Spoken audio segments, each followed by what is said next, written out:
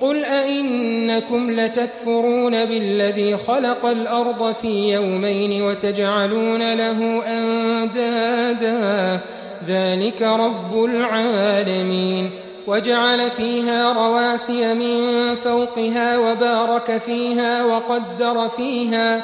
وقدر فيها أقواتها في 4 أيام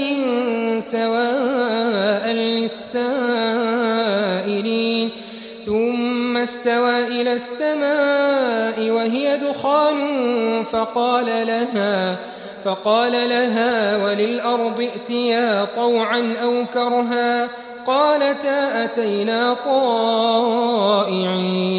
فقضاهن 7 سماوات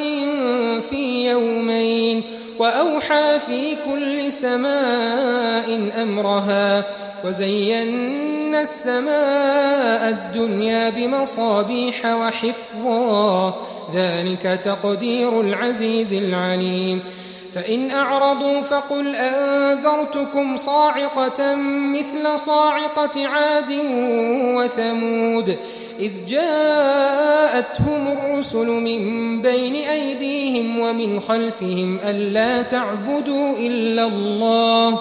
قالوا لو شاء ربنا لأنزل ملائكة فإنا بما أرسلتم به كافرون فأما عاد فاستكبروا في الأرض بغير الحق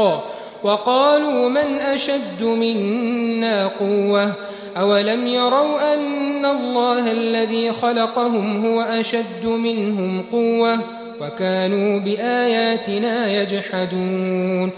فأرسلنا عليهم ريحا صرصرا في أيام نحسات لنذيقهم عذاب الخزي في الحياة الدنيا ولعذاب الآخرة أخزى وهم لا ينصرون وأما ثمود فهديناهم فاستحبوا العمى على الهدى فأخذتهم صاعقة العذاب الهون بما كانوا يكسبون ونجينا الذين آمنوا وكانوا يتقون